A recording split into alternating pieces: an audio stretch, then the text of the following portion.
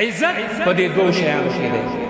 مقام چې انسان اعلی کوي په دې دوو شیانو کې دی. د دې نه اخوا عزت چې څوک ګوري عزتونه نشته په دې. موږ پښتانه برای نام مسلمانان نیم سیک مسلمانان یو، صرف ټاپه را باندې لګېدلی.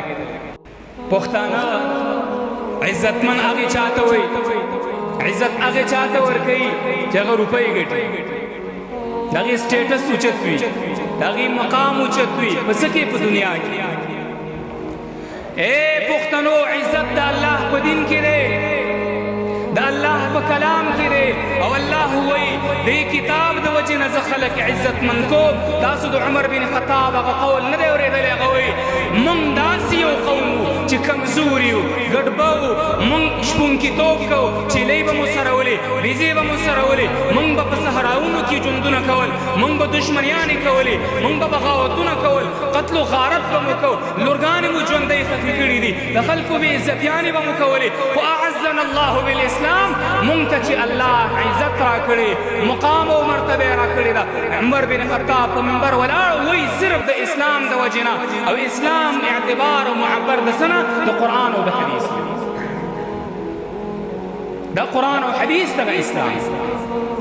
موږ پښتانه برای نام مسلمانان نیم سیک مسلمانان یو، صرف ټاپه را باندې لګېدلی. عزت په دې دوو شیانو کې دی.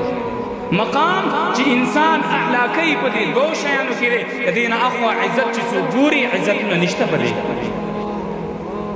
یو عارضي عزت دی، د دنیا د وجې نه انسان ته راځي. خدا د الله د رسول یو فرمان دی. څه فرمایي د الله رسول؟ اخره زمانه کې به داسې خلک راشي، کمزوري به وي، بدبخته به وي، ناکاره به وي. وکانه زعیم القوم ارذلهم، کمزوري خلک، بیکاره خلک، د رتبې په لحاظ باندې، د خاندان په لحاظ باندې، د دیندارۍ په لحاظ باندې چې کوم په معاشره کې سپک خلک وي، د الله رسول وایي داسې دور به راشي چې دغه خلک به د دې قوم مشرانه کوي، دغې خلکو ته به عزت ورکولی کېږي.